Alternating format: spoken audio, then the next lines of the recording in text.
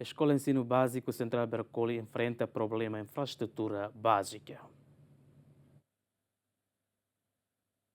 Diretor da Escola de Ensino Básico Central Bercoli, Domingos Samaral, Reteten, durante a escola continua enfrenta problema infraestrutura básico, liu aula, fatem professor, laboratório no biblioteca, batal livro, nian leia. O Domingos Samaral, tinha baracona, professor Cira, usa de aula com medida 6x8, para escritório no Rai Livro. Bebe livro Cirane, Rai de Iarrai, tamba armário leia. Dificuldades que kami enfrenta durante ne,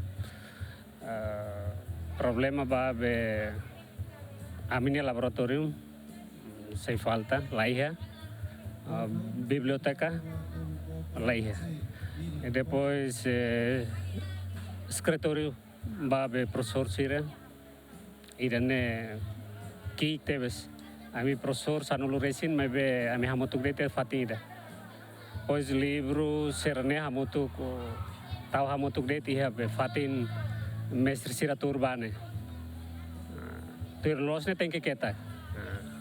mestre Cira hodi serviço ne fatin ida fatin ba livro serde tem que keta mebe torasnes laia ami tau hamotuk det hobe mestre Cira fatin mebe ami hodi turne hamotuk det nebe ya fatin nebe klotoane mestre hotu livro hotu ba mobiliário serde hotu hamotuk ke fatin escritório kloto anida também dane maka hanessa dificuldade ida Miami